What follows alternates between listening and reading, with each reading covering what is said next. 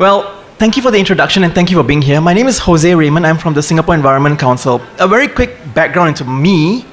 I spent 12 years as a journalist in Singapore's The Straits Times and then MediaCorp.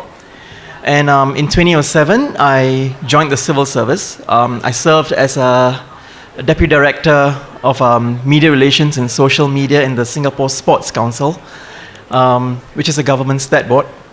And in 2011, I was appointed as Press Secretary to the current Minister for the Environment and Water Resources, Dr. Vivian Balakrishnan. And towards the end of 2011, I was appointed as the Executive Director of the Singapore Environment Council. So that, in a nutshell, is who I am. I think by then you can probably gauge what's my current age. So,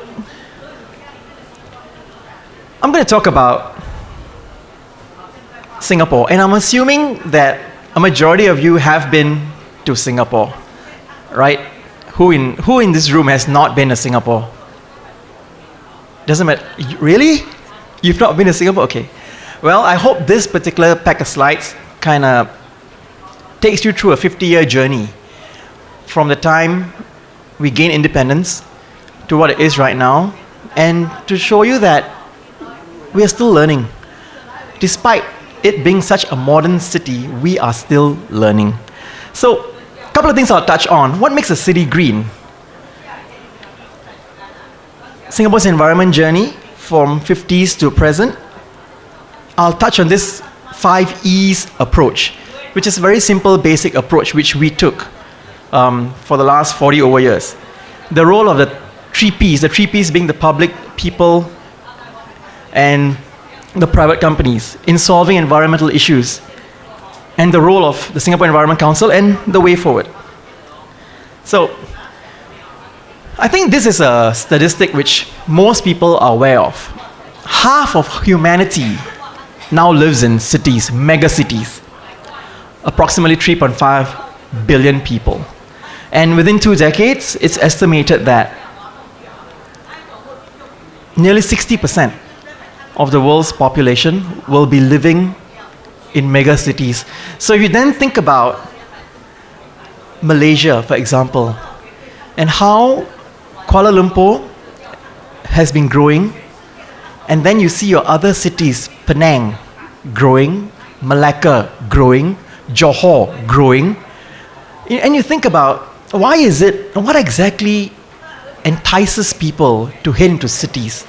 Well, a couple of reasons. One, the lure of jobs, employment, making their lives better. And we can't stop people from doing that. Everyone wants to, within their lifetime, do better for themselves, for their family. So mainly because of this, people will flock towards cities because that's where businesses are, that's where the money is, that's where companies set up. And when they set up, it's obvious that they look at transportation, they look at telecommunication, they look at ways to move around, viability of the city. Urban growth at this stage is the most rapidly developing in the world. And so what happens? There will always be a need for provision of water, sanitation, waste management. Let me just share this with you. This was a quote by Dr. Vivian Balakrishnan. The per capita cost of providing the essentials of life for human beings, shelter, food, water, electricity, education, healthcare, transportation, and jobs are much lower in a dense city than in a suburban sprawl or even in the rural countryside. So, essentially, what he's trying to say is living in a well-planned, dense city is in fact a more sustainable way of life for human beings in the decades to come. So, what makes a city green? Does it mean just having lots of trees all around? Does it mean that it's having green rooftops everywhere? Yes and no. So let me start on the journey which Singapore took. Our key focus areas outlined in our Singapore Green Plan in 2012 have been clean air and climate change, water, waste management, public health, conserving nature, and international environment relations. So, take a look at the photos. When Singapore gained independence in 1965, the per capita GDP was only about US $1,500 And this is approximately 1/20th of what it was in 2012. We had major problems back then. National security, defense, mass unemployment rates. And some of the environmental and health issues which we face included indiscriminate littering, infrequent collection of waste, 24,000 street hawkers, farms that polluted waterways, particularly in the Singapore River and the Kallang Basin. So if you take a look at those photographs, that's actually a reflection of what Singapore was in 1960s and to a certain extent in the early 70s. So we started on environmental campaigns because, to share something with you, our former Prime Minister Lee Kuan Yew was actually a closet greenie. He really was a greenie. He used to travel quite a bit. And he used to bring back lots of interesting ideas from what he saw in various parts of the world, in Germany, in parts of Europe, parts of Asia. So when he came back, throughout his travels, he always came back, returned, and always talked about keeping our city clean and green, clean and green. It's kind of like something which they drove into everyone's heads. So in 58, we had to keep your city green. In 59, you had to Gerakkan Bersihan Bandar Raya Singapura. 60, Operation Cleanup. Anti-cholera campaign, keep our state clean. You know, it sounds very much like a, shall I say it, communist kind of a, presentation, but that's how they wanted to drive behavior, even up to 68. And the objectives were very clear. Instill the importance and awareness of environmental cleanliness to the public to make Singapore the cleanest city in the region, and by doing so, to attract foreign investment and to boost tourism. So they used this as a mission. And then how did they help it? Through legislation. First-time fines were imposed on the public. It was a very quick, dramatic way to ensure minimum standards among the people. And they used social pressure. Social pressure is a very powerful tool. So now I'm trying to take you take a look from what it was in the 50s and 60s, and this move forward, fast forward to the 70s, and you see that there was beginning to have lots of changes. In the 70s, he used to go to the Singapore River and he saw the tongkangs, and there were lots of people there, and in the Kallang River, people were still living by the kampongs, by the river, and people were still dirtying the rivers, and they threw their refuse into the rivers, and that's where they go and bathe and wash their clothes as well. And he just said that this has got to stop. And that's also partly because of our water security issues, which I'll come to a little bit later. So there was a rapid industrialization. Land planning, zoning was critical to ensure strategic location of polluting industries. And in 72, they set up the Ministry for the Environment. And legislation became a very important tool in our environmental planning. We've kind of slightly gone back now, where we try not to use so much of legislation, but more of social pressure. But back then, this ministry became responsible for providing infrastructure like waste management, and as well as enforcing and administering legislation in areas of pollution control and public health. So in the 70s, you saw things like keep Singapore clean and pollution-free, tree planting campaign, keep our water clean, use your hands, keep your factory clean, keep the toilet clean, please keep my park clean. Everything was about cleanliness, clean, clean, clean. So, which is why sometimes when you pop over to Singapore, you actually wonder, why is this place so clean and how do they do it? So are they a clean city or are they a cleaned city? It's actually a mixture of both. But strangely, these days, foreigners, when they visit Singapore, they say our country is really clean, but believe it or not, in Singapore, we think that our standards have dropped. So that's how serious we are about cleanliness. So towards the 2000s, the early 2000s onwards, there was a bit of a shift in the approach. Introduction of more grounds-up techniques. So you take a look at the metamorphosis from the start. It was top-down, instructive, but towards the 2000s onwards, it was more grounds-up.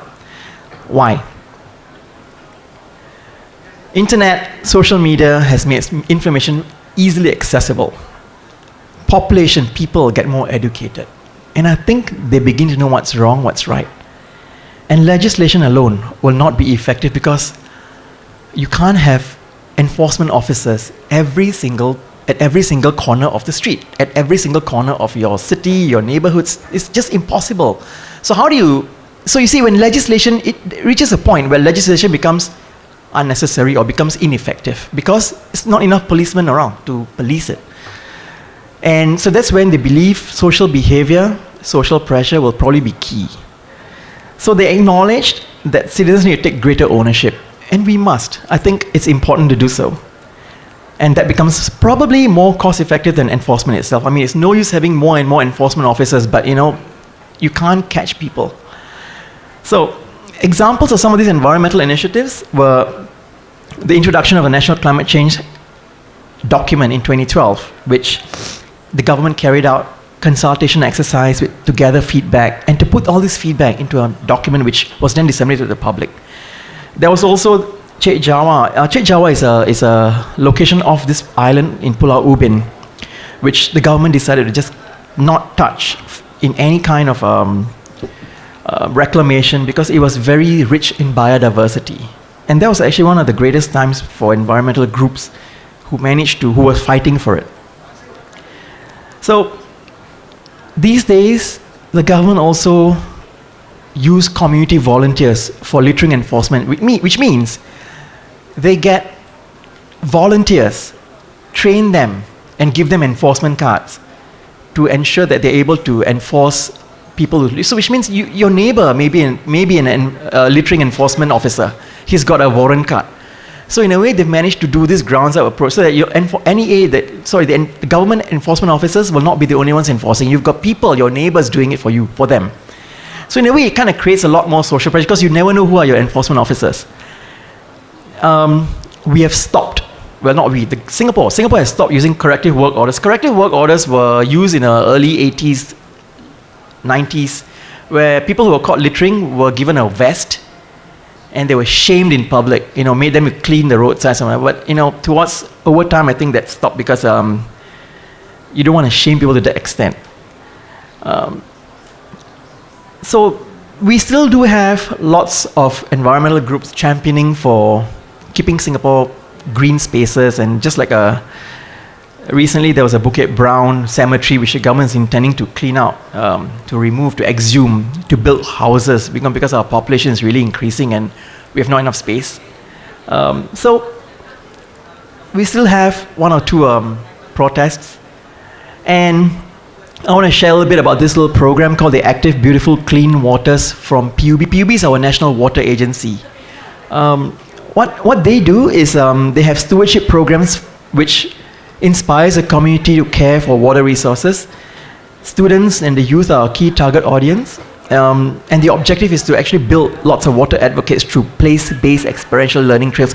What this basically means is that all our water bodies, our reservoirs, our drainage systems, which are actually upgraded they turn our drainage systems into places where you can walk, where there's greenery by the sides. So what they do is they get kids, schools, corporate companies to adopt all these waterways.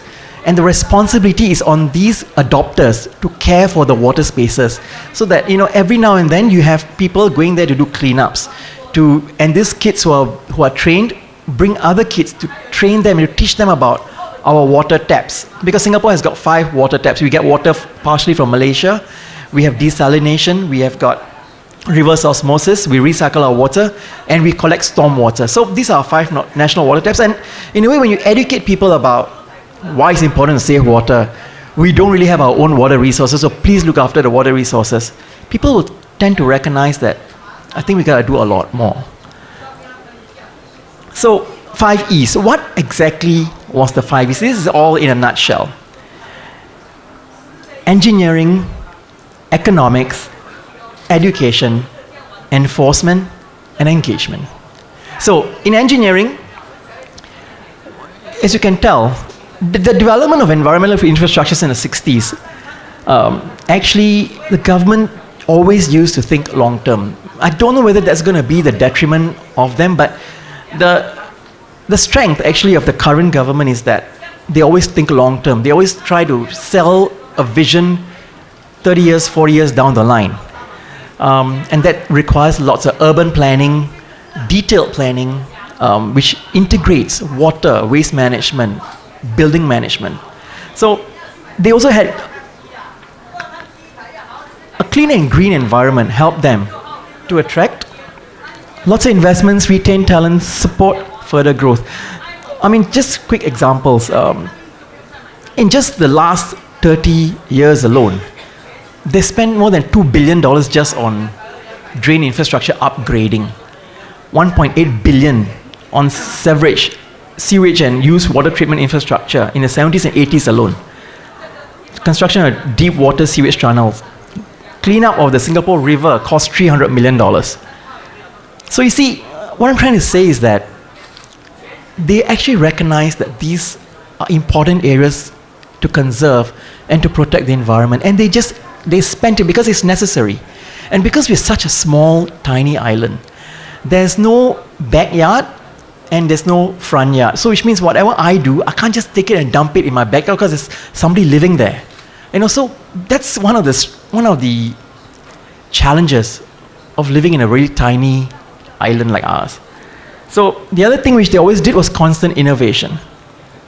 Now, economics. They ensured that services were produced efficiently and scarce environmental resources were priced right. What this means is that water, for example, which is a very precious resource, costs money, and as little as and without any kind of government subsidies. So people who waste water will have to pay more. Okay, so that's actually getting your pricing right. Petroleum in Singapore is not subsidized at all, so which means I've got to pay $2.40 per liter, Sing dollars per liter of petrol. So that's about 5 ringgit per liter. That's what we pay. We pay that amount in Singapore. So which is why you see there's a lot of people who come to Malaysia, JB to pump their petrols once in a while. So, but you see, it's again about, but it's a reality. But that's about getting your pricing right. So when you have your pricing right, people will not overspend, or people know that, it hits their pockets. But you see, again, all these measures cost politically, but they're daring enough to do it because it makes sense. But, imagine if this was translated to your country or in any other country around the region, the upheaval which will bring to society, it's dramatic. So maybe that's why our government is not really well liked as well. Sustainable development means achieving growth without sacrificing the quality of our living environment. And going forward, they've always talked about having a low carbon economic growth, which will be key regionally, not just for us, but regionally. Like I said, education. I think the challenge for sustainability is ultimately about people. People are the ones who cause problems. People are the ones who can make a change too. So values and ethics, what are your values? What are your ethics? These need to be really put into the people's minds, and you got to find some way to touch their hearts, because the moment they see that whatever they do makes a difference, I think they will make it a point to try and make a little bit of change. So investment in hardware, which you saw earlier, also has helped that, there's a bit of investment in software. So like I said, our former Prime Minister actually said that there was no hallmark of success more distinctive and more meaningful than to be the cleanest and greenest city in Southeast Asia. So imagine this kind of a vision which he had. So enforcement and engagement. Fines work effectively as a littering deterrent in Singapore, and engagement, I think that's still ongoing. So our role of the Singapore Environment Council is basically about outreach, accolades, endorsements, helping people, giving them reason to make the change or change their behaviors, and advocacy, getting out, talking to people, trying to understand what makes them tick, and trying to change their behaviors bit by bit along the way. So, very quickly, our aspiration is to be a thriving Singapore, a secure Singapore, cutting-edge Singapore, gracious and kind Singapore, and a beautiful Singapore. I will just go through this very quickly because I see I've got 4 minutes remaining. So I think fair fairly what all these means.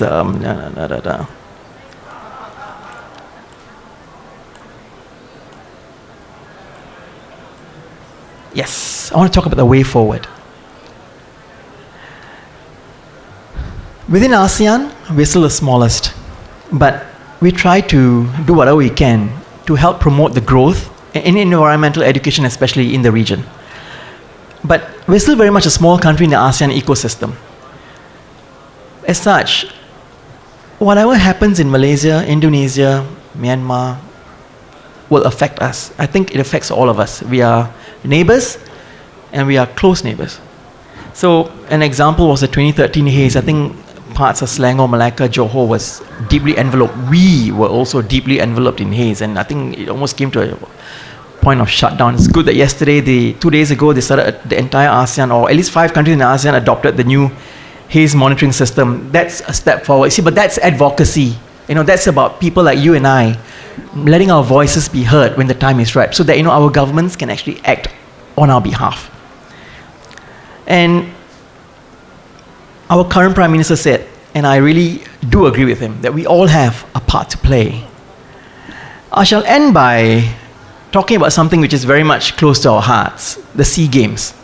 2 days ago, this commentary and analysis piece was written by me and published in the Singapore Today newspaper, where I asked the Singapore organizers of the 2015 SEA Games to organize the SEA Games in a sustainable manner. You see, we've never thought about it, but even in sports, you can make a change. In Germany 2006, Franz Beckenbauer made the World Cup in 2006. He had a goal for green message. He said that's a goal for them. So they had people recycling their waste, people were throwing, they were constantly messaging, talking about mobility, waste management, recycling. In London 2012, the organizers ensured that there was zero waste to their landfills. And they did a whole host of other things using hybrid buses, electric buses to move around. And I asked our Singapore organizers to look at all these areas, because it's important for us to start making changes and to understand that in every aspect of our lives, we can make some level of change. So this is what I said. Singapore is often be seen as leaders in the region, especially in environmental policies. A Green Games would further cement our reputation and to help demonstrate how the region can step up to protect the environment. But again, this is not just about me, because it's all about you and everyone else around you. With that, I thank you. Thank you so much, Mr. Jose, for the sharing. So is there any questions from the ground? You can just put up your hand. Is there any other questions?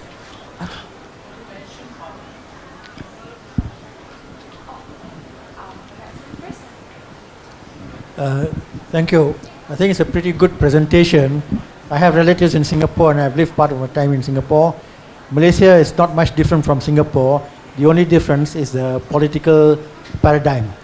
As you said, your government may not be very much liked. I don't know whether ours is more liked by the population.